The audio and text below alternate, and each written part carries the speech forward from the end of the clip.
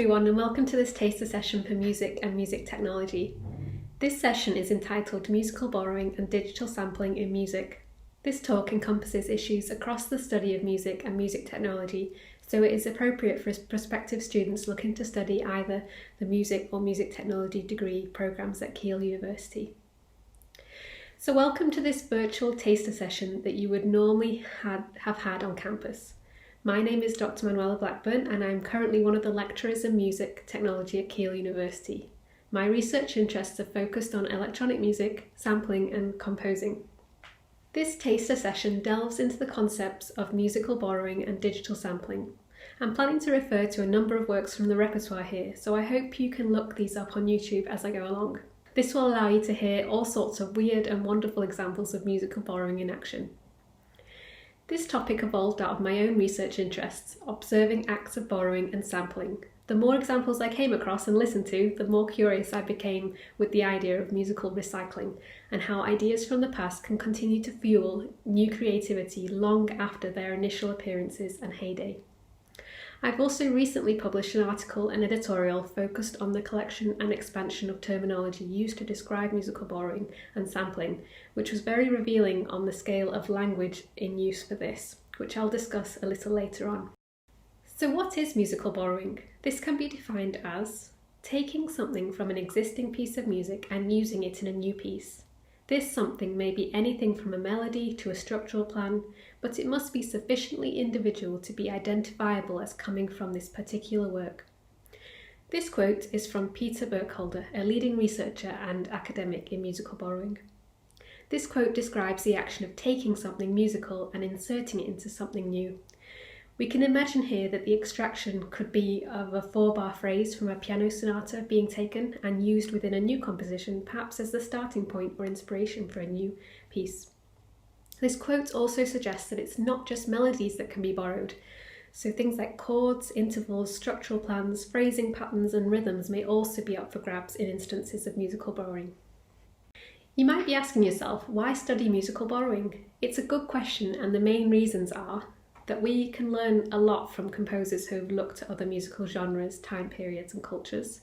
This process widens our knowledge of musical repertoire because we are forced to engage with a new work and the original work. I often view this as a process of musical discovery, finding out about works I had no previous knowledge of. This also enables us to start a research trail. We can also discover hidden relationships between a new work and its original context. And we can build a better understanding of musical borrowing, which can assist us in our own development of skills for composition. Another important quote from Peter Burkholder states, "Large categories like borrowing or quotation are not enough. There are many ways of using existing music, and it's necessary to differentiate between them." I really agree with Burkholder here and can see the need for other terms and language that better express the various ways music is taken or lifted from its original context and into something new. My own research has gone to great lengths to pool this language together to see how others talk about the processes of musical borrowing. To get some ideas flowing about this terminology as an extension to the words borrowing and quotation, can you think of any musical styles which rely on musical borrowing? I'll give you a moment to think about this. Okay, so hopefully you managed to think of some terms or even styles or musical approaches that depend on musical borrowing to exist. Here are a few terms that exemplify this a little bit more. So we have allusion, a reference in a musical work to another work or a style or convention. Allusion to a particular work is generally distinguished from quotation in that material is not quoted directly, but a reference is made through some other similarity between the two works, such as a gesture, a melody or rhythmic contour, or perhaps even timbre, texture or form. The word paraphrase. So this might refer to a melody line that's been taken from somewhere and then reordered or reconfigured to refer back to the original, but in a slightly varied form.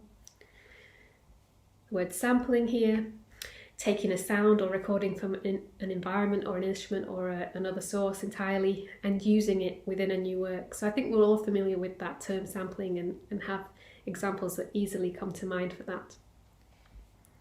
Then parody. Parody is a style of music which involves changing or copying existing musical ideas or lyrics and achieving a comical or tongue-in-cheek effect by the mocking of the original version. For this we can think of the works of Weird Al Yankovic or the music emerging from Spinal Tap. Homage. So works of homage are musical works that honour, pay respect and commemorate the work of others, usually greater composers that are viewed in high esteem. Homage works usually take on musical characteristics, elements or features of existing music in order to communicate this aspect of respect, thus involving some sort of musical borrowing. Mashups. Mashups are formed by blending two or more existing songs, usually by combining the vocal track of one song seamlessly over the instrumental track of another. It sounds easy enough, but it's actually quite a challenge to pull this off successfully. Check out Freelance Hellraiser's Touch of Genius that blends Christina Aguilera's Genie in the Bottle with the Strokes' Hard to Explain for a good example of this. The word remix. So as you may already know, a remix is where an original song or track has been amended, changed or adapted, providing a different version to the original. Remixes are useful mechanisms to get the most out of a work. For example, you may have a song that could be remixed into a dance track, serving an entirely different audience via a very efficient means. The word cover song. So this is a performance or recording of a song done by someone other than the original artist or band. This involves taking the whole of an existing song, not just parts of it, as in sampling, but the whole entire track.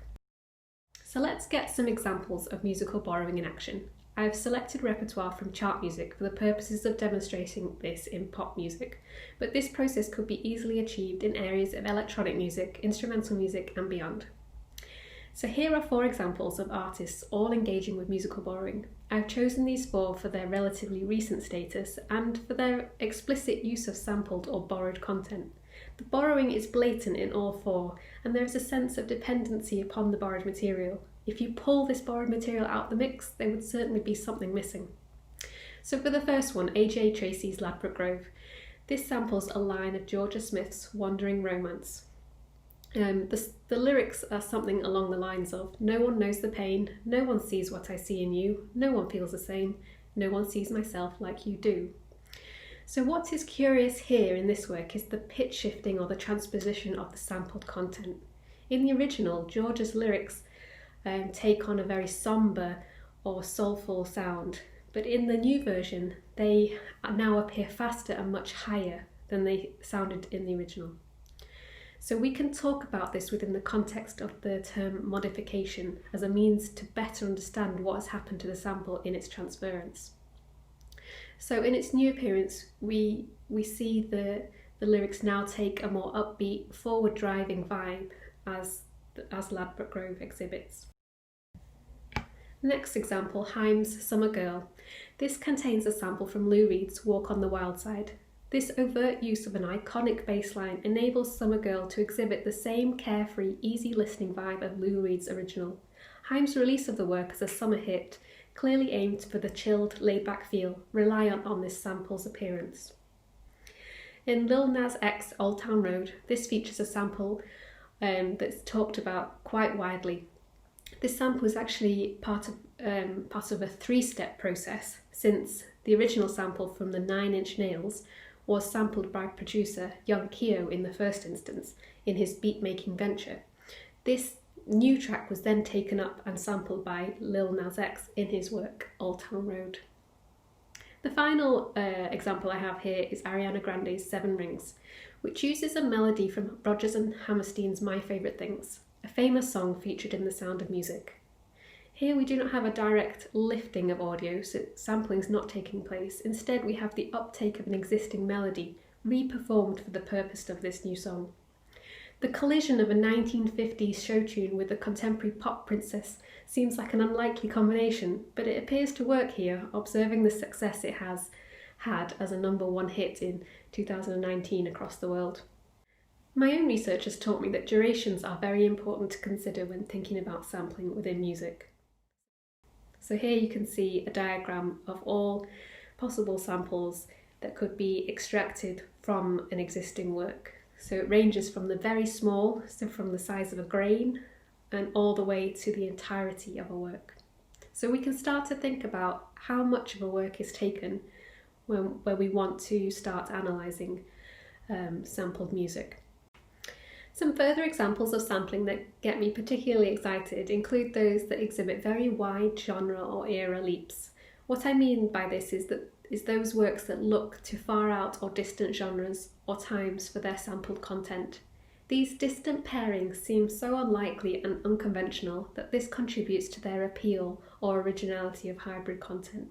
So some examples I've collated here include Khalees's pop song Like You from 2006, which contains a sample from a recording of Mozart's Magic Flute opera. So the idea of opera music featuring within pop music really does sound like a very unlikely pairing. So I do encourage you to listen to this example to get a full sense of what's actually going on in that one. Another one, which was more contemporary, is Meek Mill's hip-hop track Lord Knows from 2015. This contains a sample from a recording of Mozart's Requiem in D minor. Again, looking back centuries for a piece of instrumental music to accompany hip-hop music seems very unlikely and very unconventional, but the track is again quite reliant on this instrumental content. So as you listen, just see how you would relate to this piece had that content not been there. The last one here, MC Piotti's rap track Bum Bum Tam Tam from 2018, contains a sample from a recording of J.S. Bach's Partita in A minor for flute. So looking again at these wide distances, 2018, looking way back to 1723. So these huge gaps in history are quite interesting and alarming to see contemporary artists looking back in history that far. So seeing how these instrumental tracks are now being updated and packaged for a new audience is really quite curious, and it might be one way to get into classical music via these pop tracks as well. Thinking about updating instrumental music for a different audience and thinking about making it more trendy or more on topic are other ways to view these types of sampling. They are quite curious though, so I do encourage you to listen to all these three and get a sense of what's going on. So to finish this taster session, there are two tasks which I would encourage you to think about now. So the first one is to consider the following statements and provide some notes on your reactions. Do you agree with these statements or disagree?